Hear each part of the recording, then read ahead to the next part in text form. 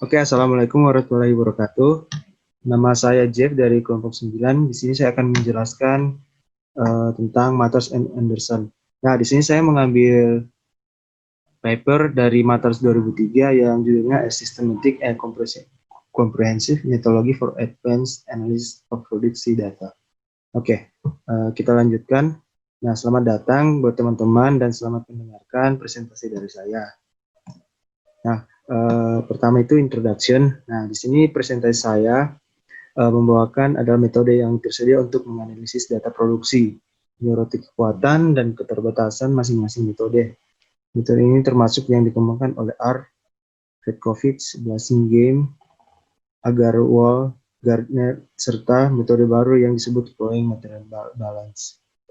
Nah, ada banyak metode berbeda dari yang tersedia saat ini, namun tidak ada satu metode yang jelas selalu menghasilkan jawaban yang andal. Pendekatan sistematis pertama untuk menganalisis data produksi minyak dan gas disajikan oleh ARP1 pada tahun 1950-an. Bukti keberhasilan analisis penurunan gaya ARP adalah memiliki popularitas yang terus berlanjut hingga hari ini. Nah, bukti keberhasilan analisis penurunan gaya ARP adalah miliknya popularitas hari ini, seperti yang saya jelaskan tadi. Nah, salah satu fitur yang paling menarik dari metodologi ARP ini adalah kesederhanaannya, karena ini merupakan metode empiris, maka tidak memerlukan pengetahuan tentang parameter-parameter atau sumur. Penerapan metode ini dilibatkan menggunakan pencocokan kurva empiris untuk memprediksi kinerja sumur di masa mendatang. Dengan demikian, ini dapat diterapkan pada produksi melalui sebuah jenis reservoir drive mechanism. Nah, oke, lanjut. Di sini ada dua fitur analisis penurunan yang modern. Saya ulangi, dua fitur analisis penurunan yang modern decline. Nah, ini decline analisis ya. Yang pertama itu normalisasi laju menggunakan penurunan tekanan aliran. Nah, di sini kita memplot laju yang dinormalisasi Q per delta P, kemungkinan efek perubahan tekanan balik diakomodasi dalam analisis reservoir. Nah, yang kedua membantu perubahan kompresibilitas gas dengan tekanan menggunakan waktu sebagai fungsi waktu yang memungkinkan keseimbangan material gas secara ketat. Karena tekanan reservoirnya menurun seiring berjalannya waktu. Nah, next. Di sini ada metode modern tanpa curve type. Nah, di sini flowing material balance. Teknik ini menghasilkan hidrokarbon di tempat dengan menggunakan data laju produksi dan tekanan aliran dari reservoir yang mengalami depresi volumetrik. Nah, terus di sini yang di paper ini yang saya bahas tentang pendekatan sistematis untuk analisis data produksi.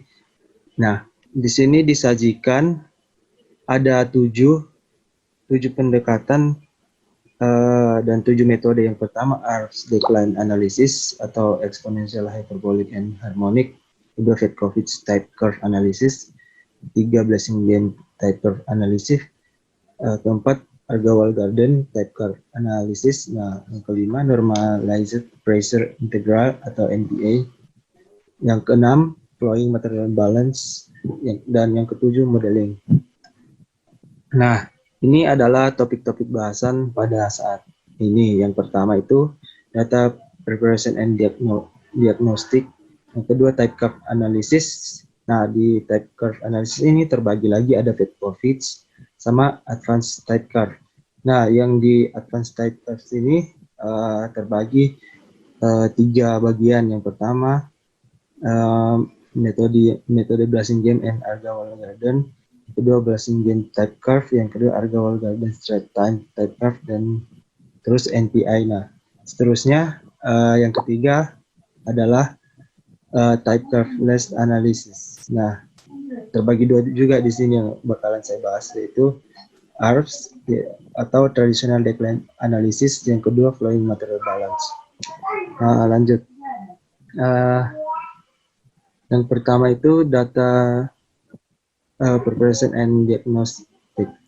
Nah, menilai kualitas dan kelengkapan data produksi menggunakan Cartesian plot dari tingkat produksi gas, minyak maupun air dan tekanan aliran dengan waktu. Nah, data yang meragukan harus diperbaiki atau ditinggalkan dari analisis. Nah, berikut ini adalah cara-cara untuk menentukannya. Seperti di slide sebelumnya. Nah, di sini bagaimana sih cara menentukannya? Yang pertama, apakah tekanan aliran dapat diandalkan? Yang kedua, apakah datanya lengkap? Dan ketiga, seberapa jauh data rata-ratanya? Ya, saya jelaskan yang pertama dulu, apakah tekanan aliran dapat diandalkan? Nah, jika aliran di lubang sumur tidak stabil, tekanan lubang di bawah yang dihitung dari tekanan aliran permukaan atau pipe mungkin tidak akurat. Namun jika drawdown cukup tinggi atau lebih dari 50-60%, kualitas analisis tidak terlalu bergantung kepada keakuratan tekanan aliran. Nah, tekanan permukaan yang diukur pada sisi casing memberikan perhitungan tekanan lubang wellbore yang lebih akurat.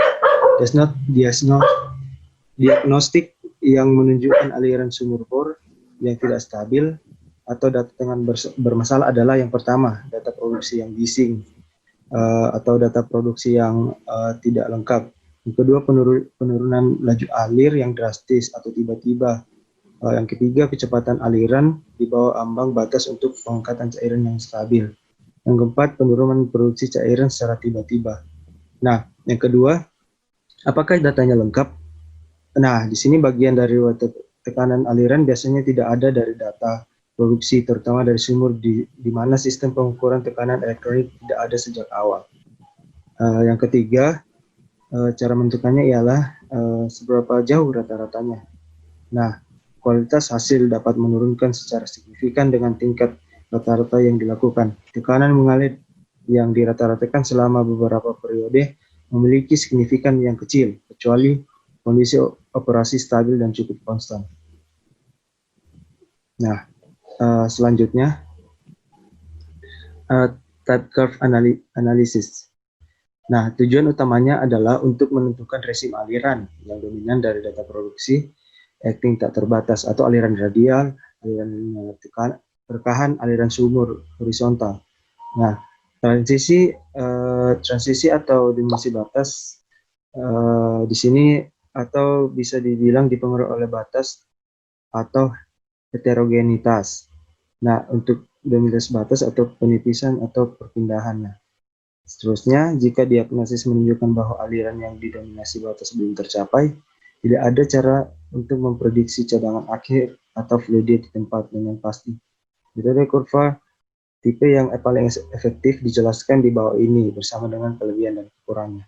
Nah, lanjut. Di sini apa sih metode kurva type yang paling efektif yang dibahas di slide sebelumnya yang type curve analysis? Ada dua, yaitu Petkovic dan Advanced Type Methods atau Bresingame and Agarwal-Gardner.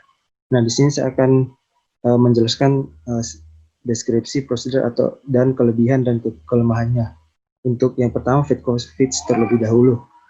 Nah, deskripsi dari Petkovic itu adalah yang pertama, analisis depresi bersifat empiris atau menggunakan teori ARPS. Yang kedua, analisis transient mengonsumsikan tekanan aliran konstan. Yang ketiga, berguna untuk reservoir non-volumetric dengan 2 atau lebih fasa. Nah, yang seterusnya, yang keempat, berguna untuk data produksi yang tekanan alirannya konstan atau dapat diasumsikan konstan. Nah, di sini ada prosedur Petkovic, yaitu kita memplot secara logaritmik atau laju aliran, yaitu Q versus T. Nah, kemudian mencocokkan data pada kurva type QDD versus TDD. Nah, terus kita choose transient atau RID berdasarkan kurva terdekat. Nah, kemudian kita choose depletion atau B stem base of closed curve atau pedoman atau ada pedomannya. Nah, di sini kadang-kadang kebalikannya dapat diterapkan, yaitu reservoir drive mechanism dapat disimpulkan dari mencocokkan type curve. Nah, untuk kelemahan dan kelebihannya, itu kelebihannya terlebih dahulu dari Petkovic. Yang pertama itu mudah diterapkan dan tidak membutuhkan data tekanan yang mengalir. Terus tidak secara inheren mengonsumsikan resim aliran dominan. Nah, terus sifat empirisnya membuat serbaguna batasannya. Nah, di sini ada kelemahannya juga. Yang pertama, analisis depresi cenderung tidak bervariasi atau kurva penurunan hiperbolik bentuknya sangat mirip. Jadi di sini kayak kurang kita susah untuk memindahkan kurvanya, soalnya mirip. Nah, yang kedua, hanya expect ultimate recoverable reservoir atau EUR berdasarkan kondisi operasi historis yang dapat dihitung. Nah, di sini bukan fluid in place. Nah, yang ketiga dapat terus yang seterusnya tidak dapat memisahkan kinerjanya dari produksi. Nah, itulah Petkovic. Nah, melangkah seterusnya itu advanced type of methods atau Blasingame dan Argall-Werner. Nah, deskripsinya yang pertama, analisis depresi bersifat analitis. Jadi tadi berbeda dengan Petkovic. Nah, terus konsep of normalized rate, meteorological time, and procedure time digunakan. Nah, di sini normalisasi data laju dan penggunaan material balance time memungkinkan reservoir dianalisis secara independen dari batasan produksi, profil laju, atau tekanan variabel. Nah, yang ketiga berlaku untuk reservoir volumetric single fasa. Nah, terus terutama berlaku untuk sumur dengan produksi berkualitas baik. Terus kita memplot diagnostik yang menggunakan metode sedikit condong ke aliran yang didominasi oleh batasnya atau cenderung menyebabkan perkiraan konservatif dari fluid in place. Nah, kita menghitung laju yang dinormalisasi dengan membaginya dengan delta P. Nah, terus kita menghitung waktu keseimbang materialnya.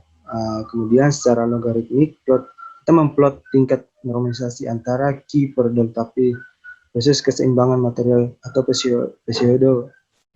Nah, terus di sini dari advanced type methods ini, di sini ada Blasingame type curve.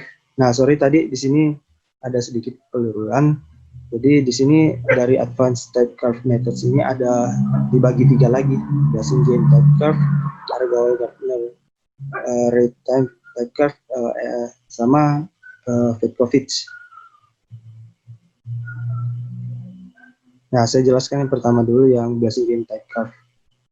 Prosedurnya kita memilih model, terus mencocokkan data Q per delta P versus TC. Kemudian kita memplot rate integral. Ada juga rumusnya untuk oil and gas, tapi mohon maaf saya tidak menampilkan di slide.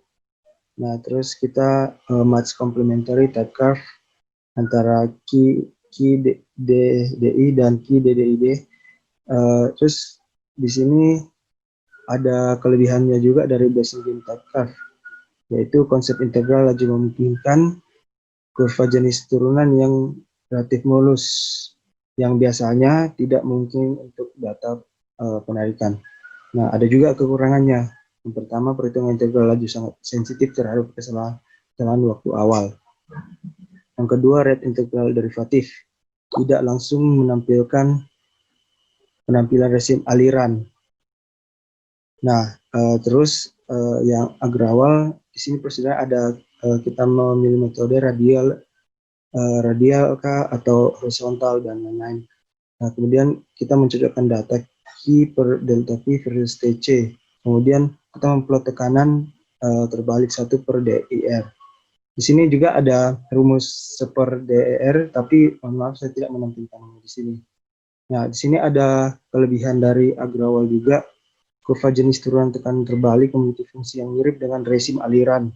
Transisi tekanan dapat lebih mudah dibedakan. Nah, kedua, transisi dari acting tak terbatas ke aliran dominasi. Nah, kekurangannya juga ada 2, keturunan tekanan terbalik biasanya mendapatkan interpretasi yang kurang begitu.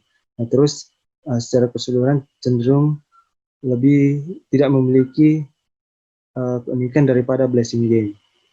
Nah, yang terusnya ada di sini bukan Petkovic tapi harusnya NPI atau normalized pressure integral. Nah, di sini yang di nomor 2 ini, poin ketiga ini harusnya yang Petkovic ini harusnya NPI, mohon maaf atas kelainya. Nah, di sini saya jelaskan NPI. Nah, di sini ada prosedurnya juga. Kita memilih modelnya sama seperti sebelum-sebelumnya, metode sebelumnya. Terus kurang lebih kita mencocokkan data delta P per Q versus TC. Nah, untuk kelemahan kelebihannya belum dibahas di sumber yang saya dapatkan. Nah, next. Yang ketiga adalah type curveless analysis. Nah, metode type curve dianggap lebih cocok untuk analisis kuantitatif cadangan karena merupakan plot kartesian.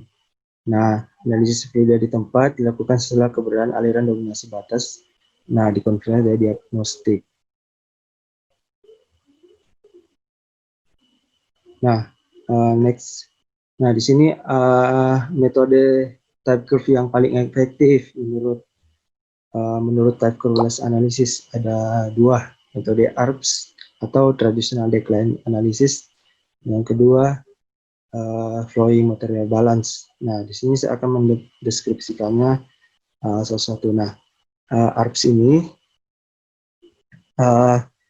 mengikuti langsung dari diagnostik yang diperoleh dengan menggunakan kurva type Fedkovich. Nah, perkiraan pemulihan akhir yang diharapkan atau EWR pada kondisi operasi saat ini menggunakan kurva penurunan ARPS digunakan plot laju semilog versus waktu terkait dengan laju linear versus plot produksi kumulatif. Nah, di sini ada kelebihan sama kekurangannya. Yang pertama itu kelebihan di sini mudah dan nyaman untuk diterapkan. Terus yang kelebihan kedua tidak membutuhkan informasi tentang data tekanan atau parameter reservoir. Kemudian memberikan perkiraan produksi. Nah, kekurangannya di sini tidak unik. Seringkali mendapat kisaran EWR yang lebih tergantung pada nilai B yang digunakan. Nah, terus tidak dapat memprediksi fluid in place. Terus tidak dapat memisahkan kondisi produksi dari analisis reservoir. Jadi EWR-nya di sini terikat erat dengan kondisi operasi historis. Nah, kemudian ada flowing material balance. Nah, deskripsinya flowing material balance ini atau FMB adalah metode analisis data produksi baru berdasarkan versi modifikasi dari kurva type kumulatif Agrawal-Gardner. Terus metode ini mirip dengan konvensional material balance analysis, tapi tidak memerlukan shut-in pressure. Nah, di sini ada kelemahan sama kelebihannya. Kelebihannya itu metode luruh, maksudnya di sini metodenya intuitif. Kemudian yang kedua memberikan perkiraan cairan analitik di in place tanpa memerlukan tekanan tertutup. Kelebihan selanjutnya ialah lebih unggul dari metode type curve lainnya.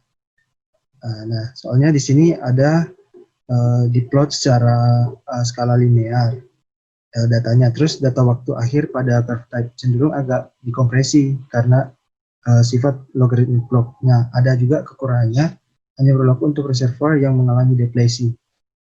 Nah, terus next ke pemodalannya. Nah, pemodalan reservoir di sini sangatlah penting. Kenapa? Karena sebagai konfirmasi independen bahwa analisis yang dilakukan memang valid.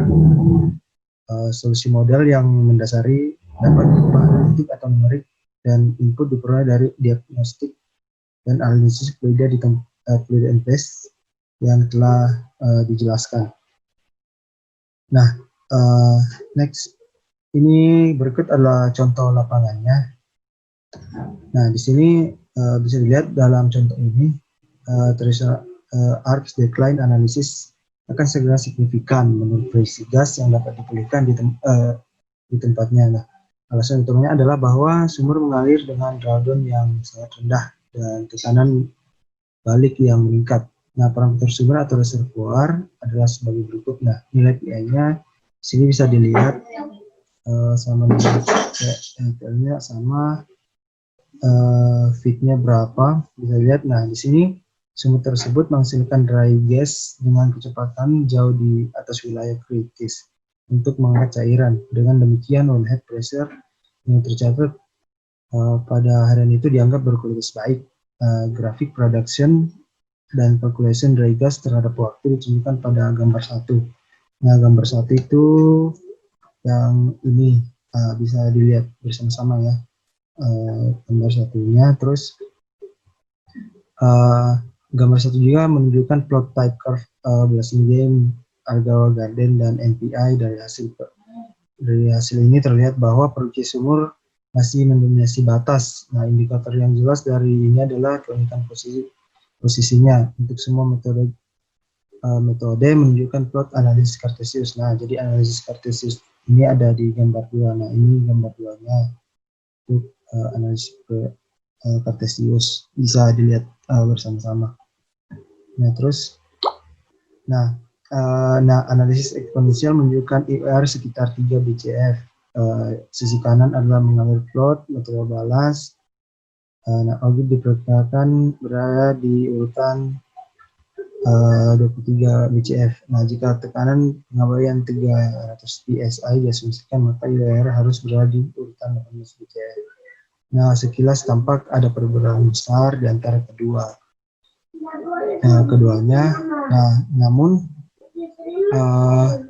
ketika kita mempertimbangkan efek tekanan yang mengalir, perbedaan tersebut dengan mudahnya dijelaskan karena analisis penilaian ARPS terkait dengan batasan produksi IR-nya bergantung pada besarnya penarikan juga. Nah, atau di sini sangat kecil lah. Setelah pengaruh tekanan yang mengalir, besaran dan trennya dimasukkan sesuai FND. Nah, objek aktual diamati lebih tinggi daripada yang ditunjukkan oleh ARPS. Dengan demikian, faktornya dalam kondisi saat ini yaitu skenario tidak melakukan apa-apa. Nah, kita langsung lihat aja ya grafiknya. Di sini juga ada, sebelum lihat grafiknya lebih dalam, ada kombinasi dari analisis menunjukkan bahwa sumur ini merupakan sumur yang sangat baik untuk kompresi, kecuali lewat model yang menunjukkan pada gambar 3. Nah, ini adalah gambar 3-nya. Nah, gambar 1 tadi bisa dilihat ada 4 grafik. Itu grafik yang kiri atas tuh time versus ini gas yang pertamanya. Nah, kemudian untuk grafik yang kedua ini gas rate juga versus cumulative production atau BCF yang saya jelaskan tadi. Yang ketiga ini udah rate versus time-nya. Jadi yang merah ini adalah gas, terus ini systematic pressure yang warna hijau, dan yang titik-titik hitam yang ada di dalam systematic pressure ini adalah pressure-nya. Nah, selanjutnya summary. Jadi di sini kesimpulannya ialah pendekatan sistematis untuk analisis data produksi yang menggunakan semua metode terbaik yang tersedia memungkinkan analisis untuk mendapatkan gambaran lengkap tentang apa yang terjadi dengan reservoir operasi. Selain itu metode lengkap tentang apa yang selain itu metode ini memberikan tingkat kepercayaan yang lebih tinggi jika semua metode sesuai. Kemudian tidak ada metode analisis daya produksi tunggal yang mampu menangani semua jenis dan type reservoir. Kemudian kontribusi tekanan yang mengaruhi pada kualitas analisis hampir sama pentingnya dengan kontribusi produksi. Yang ada potensi kesalahpahaman yang signifikan jika tekanan yang mengalir diabaikan. Jadi di sini tekanan aliran itu tidak dapat diabaikan. Terus yang terakhir, sebuah metode baru yaitu flowing material balance disebutkan yang memberikan cara yang mudah dan intuitif untuk melakukan pekerjaan in place tanpa melakukan hal-hal yang ribet dari metode-metode lainnya. Nah, ini adalah referensi saya dari Matters 2003. Nah, terima kasih atas waktunya. Terima kasih, mohon maaf bila ada kesalahan. Mohon maaf juga jika cara penjelasannya kurang sampai. Semoga dapat dipahami semua. Terima kasih. Assalamualaikum warahmatullahi wabarakatuh. Salam sejahtera untuk kita semua. Assalamualaikum warahmatullahi wabarakatuh. Halo semua, sekarang saya akan menjelaskan tentang type curve milik Carter. Sebelumnya, perkenalkan, nama saya Alivia Andes Siraputra, NIM 027. Oke, kita lanjut. Ini dia, asal-usulnya. Gimana sih asal-usul bisa ada kurva dari Carter? Oke, semua itu berawal dari Fedkovich. Fredkovich pertama kali mengembangkan type curve miliknya, itu sekitar tahun 1980. Kemudian, si Carter nih pada tahun 1985, ini nemu nih, dia mencatat bahwa perubahan sifat fluida dengan tekanan itu secara signifikan mempengaruhi prediksi kinerja reservoir. Nah, terutama itu pada viskositas gas dan kompresibilitas gas. Nah, yang disimbolkan dengan μg Cg. Lalu, si Carter membuat parameter baru, yaitu nih, lambda. Lambda ini mewakili perubahan μg Cg selama penipisan atau selama deplesi. Kemudian, apa sih kegunaannya? Nah, kegunaannya itu salah satunya yaitu menentukan nilai initial gas in place. Nah, jadi type curve milik Carter ini kita bisa tahu nih initial gas in place di suatu reservoir itu seberapa. Nah, nggak cuma itu, dengan type curve milik Carter ini kita juga bisa menentukan drainage area. Nah, lalu konsep awal parameter lambda ini biasa disebut dimensionless drawdown correlating parameter. Ini ditetapkan untuk mencerminkan besarnya penurunan tekanan pada μg Cg. Nah, ini dia rumusnya. Gimana sih cara kita agar bisa mendapatkan lambda tersebut? Kita bisa menggunakan formula-formula di bawah ini. Lalu,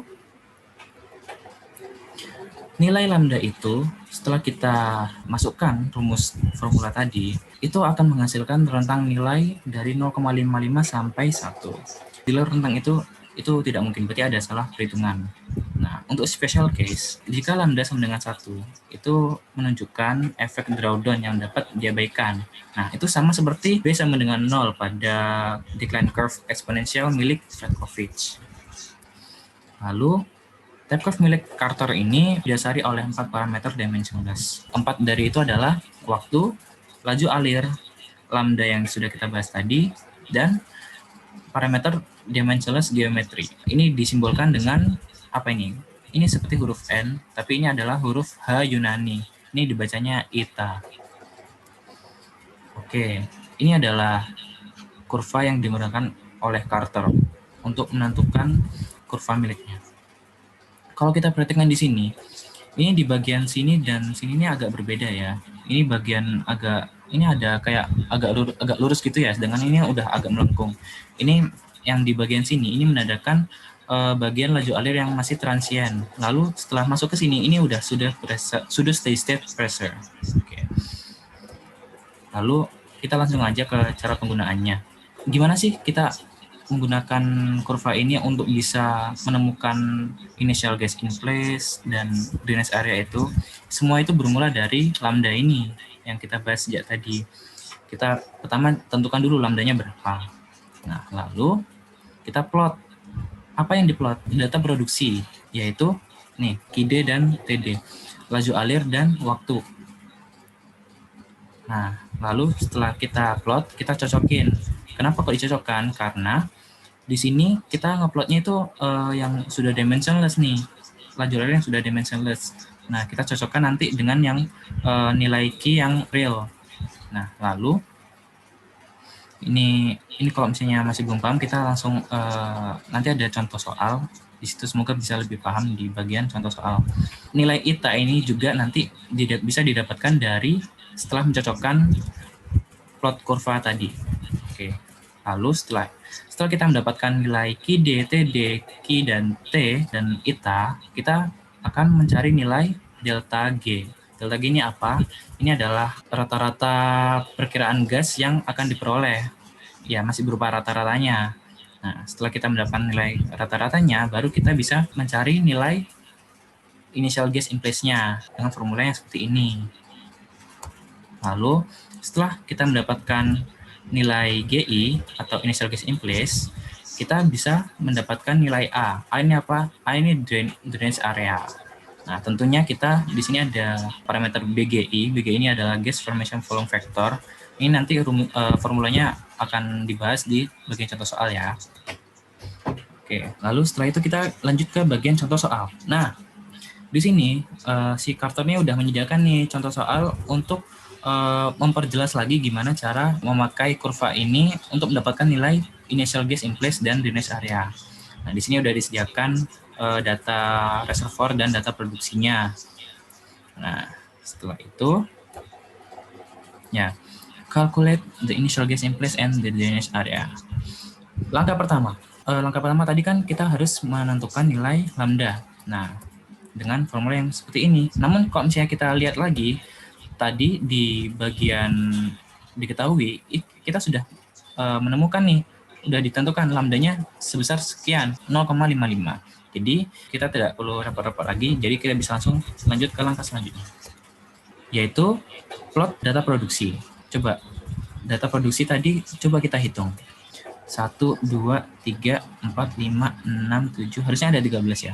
8, 9, 10, 11, 12, 13. Oke, berarti di sini harusnya sama juga.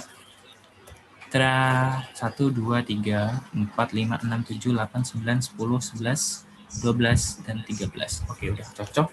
Kita plot ya. Udah benar.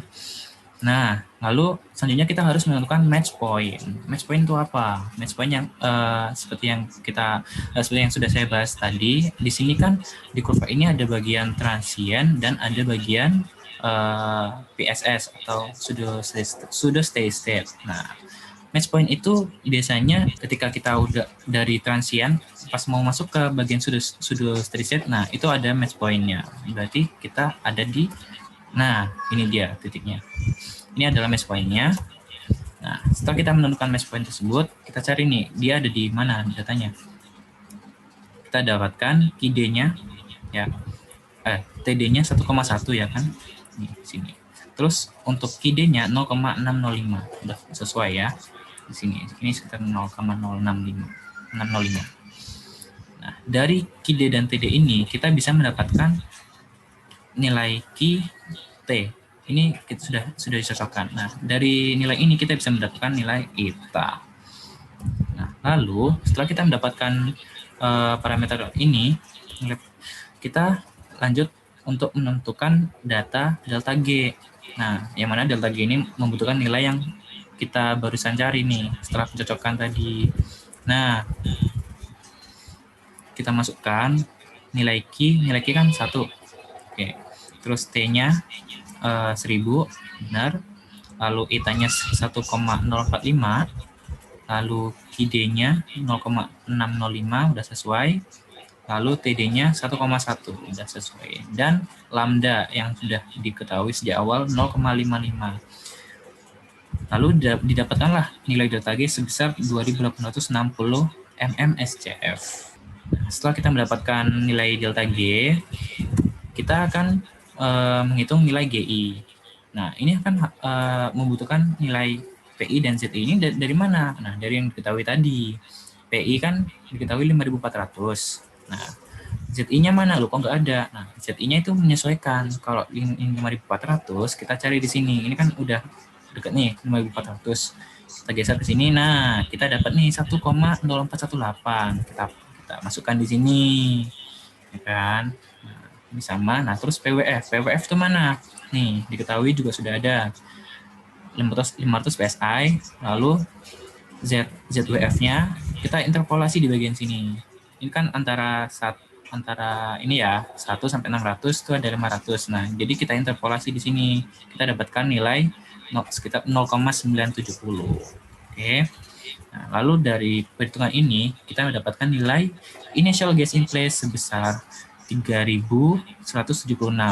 Oh ya, jangan lupa yang barusan ini dikalikan dengan nilai delta G yang sudah kita cari sebelumnya. Oke. Lalu setelah itu kita lanjut untuk mencari apa? Kan tadi kegunaannya sudah ada initial gas in place dan satu lagi drainage area. Nah, untuk menentukan drainage area, kita kan membutuhkan rumus yang seperti ini. Sedangkan kita membutuhkan nilai BGI. Gimana sih cara dapetin BGI? Nah, ini adalah formulanya. Formulanya ini 0,0287 dikali ZI kali T per PI. ZI-nya yang mana? Nah, kan berdasarkan PI. PI yang tadi sudah saya jelaskan, 5.400 ya kan? Berarti ZI-nya 1,0418. Kita masukin. Nah, untuk T-nya berarti sudah ada di bagian diketahui, yaitu 726 Rankine. Kita masukkan. Nah, setelah kita hitung, nilai BGI sebesar 0,00396 feet kubik per SCF. Lalu kita lanjut untuk mencari nilai drainage area. Nah, nih rumusnya nih. BGI kali GI per 43560 dikali porositas dikali H dikali 1 min saturasi water. Nah, ini nilai porositas sudah ada diketahui, di bagian diketahui. Nih, 0,070. Terus untuk H-nya, ketebalannya itu 50 feet. Nah, untuk 1 min SWI juga sudah diketahui. Tinggal kita masukkan ke formulanya. Untuk BGE udah kita dapatkan ya tadi. Berapa tadi? 0,00396. Nah, ini kita masukkan. Terus nilai GI ini, nilai GI. Nah, kita dapatkan nih nilai A-nya setelah kita hitung sebesar 105 acres. Nah, ini kenapa kok 10,6? Karena di sini dimintanya berupa SCF, sedangkan ini kan tadi 3176 ini kan MMSCF. Nah, kita rubah kan 1 juta. 10 atau 10 pangkat 6. Nah, untuk kesimpulannya berarti type curve Carter ini cocok untuk reservoir gas. Kenapa? Karena ini memperhitungkan variabel viskositas dan compressibility gas yang diabaikan oleh Fatkovich. Jadi ini penyempurnaan dari type curve-nya Fatkovich. Nah, lalu seperti yang sudah saya jelaskan tadi, type curve ini bisa digunakan untuk mencari nilai initial gas in place dan drainage area. Oke, ini adalah referensi yang saya gunakan untuk menjelaskan tentang type curve milik Carter ini. Terima kasih. Oke, terima kasih atas waktunya. Kali ini saya akan membahas tentang type curve Green-Garten. Saya sendiri bernama Sanudin Parlindungan Lubis dengan NIM 1013-180-90. Next. Oke, selanjutnya kita membahas introduction-nya dulu. Type curve sendiri di dalam literatur industri migas pertama kali muncul pada tahun 1970-an, di mana type curve sendiri memiliki beberapa jenis yang digunakan untuk menginterpretasikan sumur vertikal pada infinite homogeneous reservoir. Yang antara lain ada type curve Agarwal, McKinley, Erlanger, dan Green-Garten sendiri. Type curve Green-Garten adalah type curve yang paling lengkap dan praktis untuk digunakan. Type curve ini termasuk type curve yang paling sering digunakan pada literatur industri minyak pada umumnya. Next. Oke, kita masuk ke konsep awal type curve ini. Di mana pada konsepnya type curve ini memiliki beberapa rumus yang dimana untuk kita mencari KH sendiri kita harus mendapatkan PD dan delta P pada kurva. Di mana PD kita dapatkan pada kurva type curve-nya dan delta P kita dapatkan dari field data. Setelah kita mendapatkan PD dan delta P, maka kita dapat KH. KH sendiri ialah permeabilitas dari reservoir tersebut. Next. Kemudian kita bisa mendapatkan C atau kompresibilitas dari reservoir. Gimana cara mendapatkannya? Yaitu dengan cara kita harus mencari dulu perbandingan TD banding CD dengan data delta T, di mana delta T kita dapatkan dari field data atau data lapangan dan TD per CD-nya kita dapatkan dari type curve kita. Kemudian setelah mendapatkan data itu kita mendapatkan C dengan cara memasukkan delta T yang kita dapat dengan TD yang kita dapat ke dalam rumus yang yaitu rumusnya 0,00295 kali K kali H per mu dikali yang data yang kita dapatkan itu. Next. Kemudian kita bisa mendapatkan skin faktornya. Apa itu skin? Yaitu seberapa rusaknya reservoir kita. Itu bagaimana cara mendapatkan skinnya itu? yaitu dengan cara kita mendapatkan CD eksponen pangkat 2x, di mana untuk mendapatkan CD kita harus mencari nya dengan menggunakan rumus, yaitu 0,89C per H dikali porosity dikali CT dikali RW pangkat 2. Setelah itu setelah mendapatkan CD, kita akan mendapatkan skinnya. Next. Ini selanjutnya kita akan membahas prosedur bagaimana sih langkah-langkah untuk mendapatkan hasil dari typecurve ini. Yaitu yang pertama, kita menggunakan data test. Kemudian kita menginterpretasikan secara konvensional tes analisis kita dan mendapatkan nilai C dan CD, kemudian mendapatkan nilai permeability, mendapatkan pressure, rata-rata mendapatkan skin factor, kemudian mendapatkan CA dan drainage area atau A. Kemudian langkah selanjutnya yang kita lakukan adalah memplot PI menuju PWF versus atau terhadap flowing time itu untuk drawdown test. Untuk build up testnya kita harus mendapatkan PWS, tekanan PWS menuju PWP terhadap equivalent time atau waktu ekuivalennya. Itu akan terbaca di log to log paper atau tracing paper pada green garter typecurve kita. Kemudian langkah selanjutnya kita menentukan nilai C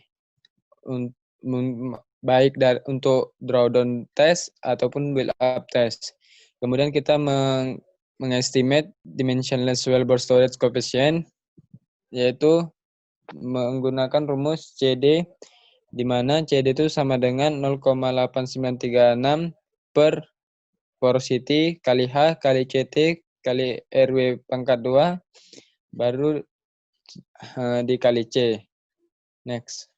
Oke, selanjutnya kita melihat grafik dan kemudian kita dari grafik itu mendapatkan CD E pangkat 2S dan setelah itu kita mendapatkan atau memilih poin MP, di mana dari sumbu Y kita mendapatkan TD per CD dengan T. Kemudian dari sumbu X kita mendapatkan TD per CD delta TE. Kemudian dari penentuan itu kita akan mendapatkan atau kita akan menghitung nilai dari permeability-nya, C-nya, CD, dan skin factor-nya. Next. Oke, ini ada contoh bagaimana penggunaan green garter typecurve. Contohnya ini untuk pressure build up atau pressure build up test, di mana data-datanya itu antara lain ada flow rate 174 STB per day, ada porosity 25%, ada Q, ada B yang di mana 1,06 BBL per STB, ada mu, ada CT, ada TP, ada TD, ada RW dan H. Kemudian kita mendapatkan data berbentuk tabel. Next. Oke, ini ada datanya juga. Kemudian untuk selanjutnya kita mengikuti step-stepnya yang seperti yang sudah saya jelaskan. Step-stepnya itu bisa diikutin sendirilah stepnya ini. Next. Kemudian ini masih mengikuti step-stepnya juga. Ada kurvanya juga, bagaimana cara kita mendapatkan data dari kurva ini. Next. Oke. Ini referensi saya. Untuk perbedaan antara green garden dengan pet COVID, menurut saya sih perbedaannya berada di konsep awal, di mana rumus-rumusnya rata-rata berbeda. Kemudian untuk apa namanya? Untuk kurvanya Petkovic dengan Green Garden ini agak berbeda. Berbedanya kalau ditengok Green Garden ini agak ribet karena dia harus mencocokkan atau agak dari kurva yang kita dapat kita menimpa dari kurva Green Garden-nya gitu. Oke, sekian saja presentasi saya. Selanjutnya akan ditambahkan oleh teman saya. Terima kasih. Baik, terima kasih. Selanjutnya, di sini kita akan membahas tentang Palacio-Blanchard type curve yang dianalisis tahun 1993. Saya Jevin Abdi Wibowo, NIM 1013181093. Next. Oke, Palacio dan Blanchard mempresentasikan tentang inovasi mereka mengenai teknik untuk pengkonversian data produksi gas well dengan variable rates dan bottom hole flowing pressure menjadi equivalent constant rate liquid depth. Hal ini merujuk kepada penelitian sebelumnya yang dilakukan oleh Petkovic dan Carter, di mana keduanya melakukan penelitian dengan konsen yang berbeda, di mana yang satu terfokus kepada liquid flow, yang satu kepada gas flow. Next, untuk dasar dari penelitian ini, mereka mengambil pendekatan dari beberapa kondisi. Yang pertama, kondisi under pseudo steady state untuk slightly compressible liquid atau biasa disebut dengan fase liquid. Rumusnya bisa dilihat di situ. Next, untuk kondisi yang kedua adalah under pseudo steady state untuk kondisi gas. Rumusnya dapat dilihat di situ juga. Dan yang terakhir adalah pseudo equivalent times atau TA, yang merupakan hasil normalisasi material balance yang menyatakan fungsi waktu dalam hari. Next, berdasarkan tiga elemen tersebut,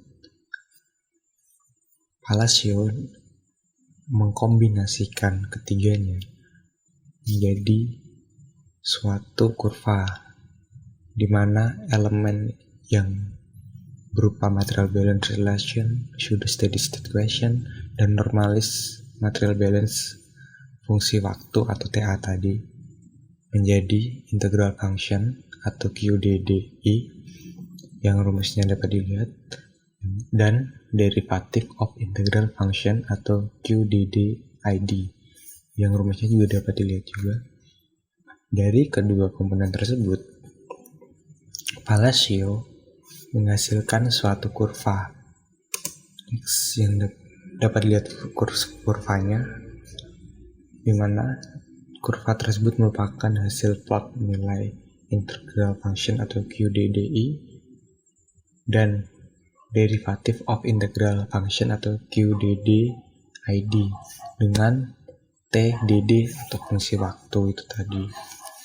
Next, lalu apa sih fungsi dari kurva ini? Yang pertama adalah untuk menganalisis gas produksi. Penganalisisan gas produksi tersebut dapat dilakukan dengan beberapa step. Step yang pertama adalah menghitung initial gas in place atau G. Yang kedua adalah melakukan pengeplotan PG QG per M average P min M average P versus TA atau fungsi waktu tadi dalam skala Cartesian. Selanjutnya adalah melakukan penghitungan nilai QDD dan QDDI dan QDDID. Setelah didapatkan nilainya, nanti kita dapat melakukan pengeplotan nilai QDDI dan QDDID versus TA atau fungsi waktu tadi di kurva yang sudah disediakan. yaitu kurva dari Palacio tadi. Selain menentukan nilai G, kurva tersebut juga dapat digunakan untuk menentukan nilai A atau luas area, nilai RE, nilai RBA, nilai S atau skin, dan nilai permeabilitas. Halo, saya Raka Haji Bramasta. Pada kesempatan kali ini, saya akan menjelaskan paper model type curve milik Ansah et al. Yang berjudul A Semi-Analytic Paper Z, Red Time Relation for the Analysis and Prediction of Gaswell Performance. Mungkin pada buku Tarek Ahmed disebutkan kalau model type curve ini miliknya Anas et al. Tetapi pada paper aslinya, penggagas dari model type curve ini bernama Ansah. Kita mulai ke latar belakang. Latar belakang terciptanya type curve ini karena terdapat properti penting gas yang diabaikan oleh Petrovich. Ansah bersama dua koleganya, Knowles dan Lessingham, berpendapat perubahan properties gas berpengaruh signifikan pada performa reservoir selama depletion. Dari keseluruhan gas properties tersebut, viscosity dan compressibility produk itu yang paling penting, seperti yang ada di slide ini, μg dan cg. Nah, Ansah et al. Bermula menggunakan persamaan gas material balance yang di atas ini, P per Z sama dengan PI per ZI, 1 min GP min G. Nah, persamaan ini diubah oleh Ansah et al. Menjadi persamaan pressure dimensionless. Perlu kita perhatikan persamaan pressure dimensionless ini P per Z dibagi PI per ZI. Karena ini nanti bakal kita gunakan sampai akhir. Nah, dari sini, Ansah et al. Mereka mengindikasikan jika mu gas dan CT dapat diekspresikan dalam bentuk dimensionless rasio antara viscosity compressibility inisial dibagi viscosity compressibility yang saat T dalam fungsi dimensionless pressure. Dengan tiga bentuk ini, yang pertama ada first order polynomial, yang kedua ada exponential model, yang ketiga ada general polynomial model. Oke, kita mulai dari first order polynomial. First order polynomial ini itu digunakan untuk reservoir gas yang P inisialnya itu kurang dari 5.000 PSI. Bisa kita lihat di sini PD tadi. Berarti kan PD ini kan tadi kan sudah dijabarkan tuh. PI per ZI dibagi P per Z. Nah, dari sini tugas kita kan pada type curve ini untuk mencari yang bawah ini. Nah, bagaimana cara mendapat ini? Nanti akan disediakan grafik. Lalu yang kedua, ada exponential model. Sama, di sini kita hafal data yang disediakan dari reservoir. Nah, di sini Ansah dan teman-temannya itu memperkenalkan sebuah parameter baru. Ini beta. Beta ini berarti correlating parameter. Ini nanti digunakan untuk menarik plot pada grafik. Di sini kita juga sama, tujuannya untuk mencari yang bawah ini, viscosity compressibility. Sorry, saya kembali lagi ke yang sini. Yang exponential model ini digunakan untuk reservoir gas yang tekanan awalnya saja itu sudah lebih dari 8.000 PSI.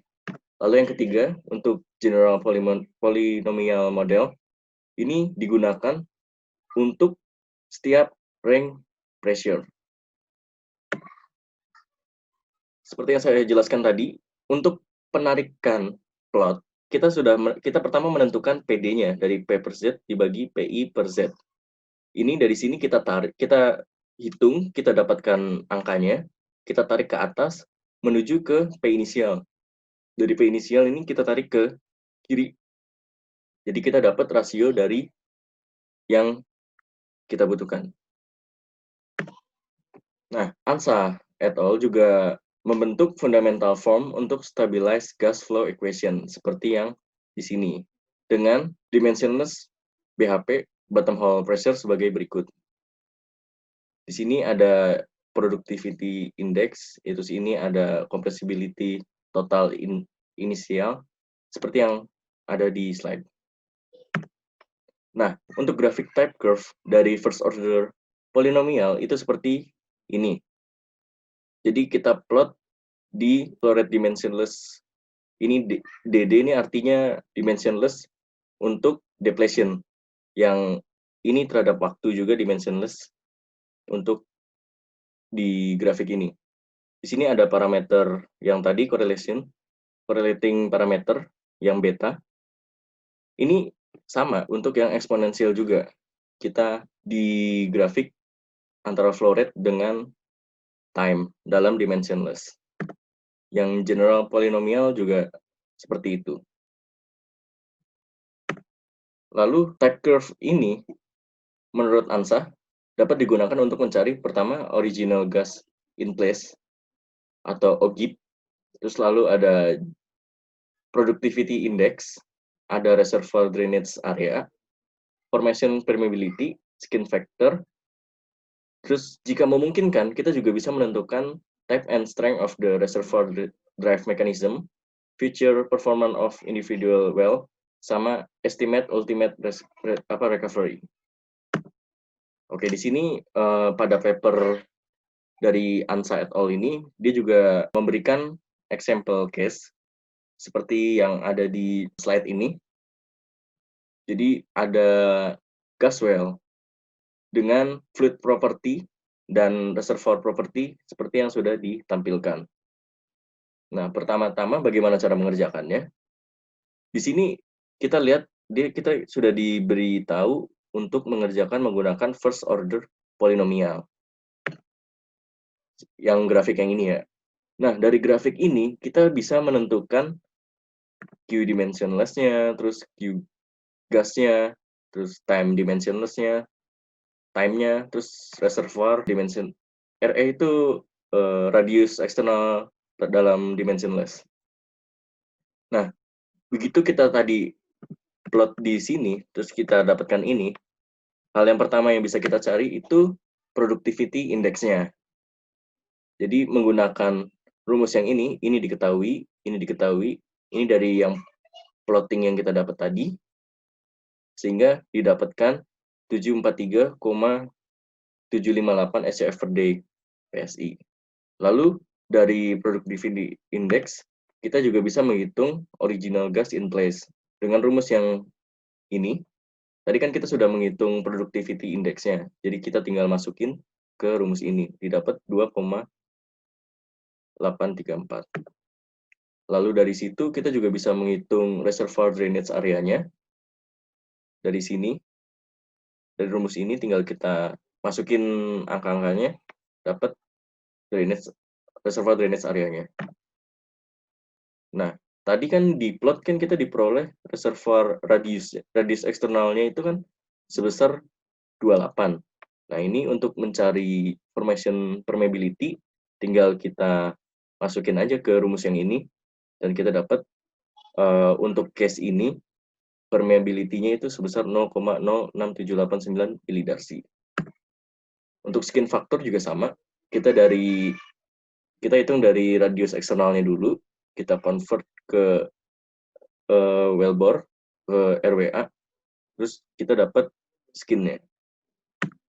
Oke, kesimpulan dari type curve ANSA ini, perhitungan menggunakan viscosity compressibility function dalam analisis type curve reservoir gas terbukti menunjukkan hasil yang lebih akurat.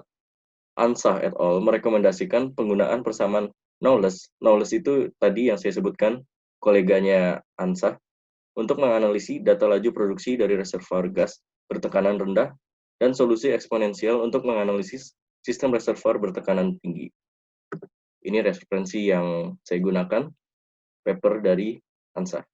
Sekian presentasi dari saya. Untuk perbedaan type curve ANSA dengan Fedkovits tadi, seperti yang sudah saya jelaskan, di Fedkovits dia menghiraukan pengaruh dari compressibility dan viskositas gas. Jadi untuk kelebihan dari type curve ANSA ini, dia jelas lebih akurat untuk perhitungan khususnya di reservoir gas. Terima kasih.